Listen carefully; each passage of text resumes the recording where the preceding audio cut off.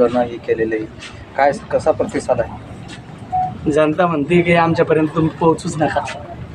Already गेल्या 2009 पासून तुमचा जो संघर्ष चालू आहे हे 2 दिवसाने आले, उमेदवारी घेतल्या आणि आता म्हणताय की आम्हाला मतदान करा. खऱ्या अर्थानं जनतेचं प्रेम इतकं मिळतं आहे की गावागावामध्ये अक्षरशः सुनामी म्हणता येईल. काय प्रश्न आहे शेतकऱ्यांचे सध्या आता महायुती सरकारचं? सध्या प्रश्न पडायच्या अगोदरच इकडं बाण आहे डायरेक्ट आपल्याकडं. फोन आला की DP येतो, फोन आला की तुमचा लाईटचा प्रश्न सॉल्व्ह होतो. कुठलाही कामाचा त्यांना सगळ्यांना गॅरंटी आहे की सुधाकर शिंदेला कुठल्याही काम सांगितलं तर ते काम करण्याचा एकमेव हक्काचा माणूस ते मला समजून बसलेले आहे. आणि नुसतं एवढंच नव्हे तर या गोरडगाव सर्कलमधील जेवढे गावं आहे त्या गावामध्ये हृदयामध्ये घर सुधाकर शिंदेने कोरलेलं आहे. ते फक्त पैशाच्या भरोशावर नव्हे, फक्त कामाच्या भरोशावर.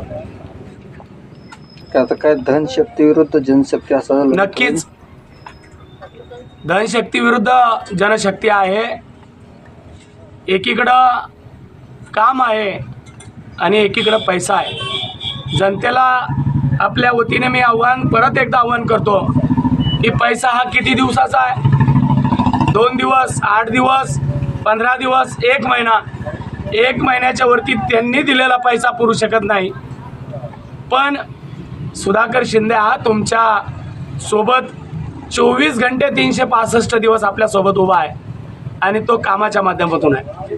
त्यामुळं आपण या जनतेने स्वीकारलं आहे की आता जनशक्ती विरुद्ध जी धनशक्ती आहे, धनशक्तीचा डिपॉझिट जप्त करण्याची ही जनतेची लाट आहे. काय आव्हान करसान मतदारांना एवढंच आव्हान करणार आहे.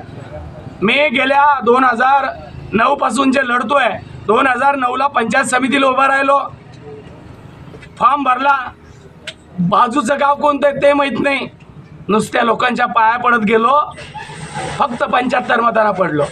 आता तर घराघरामध्ये माझं काम आहे.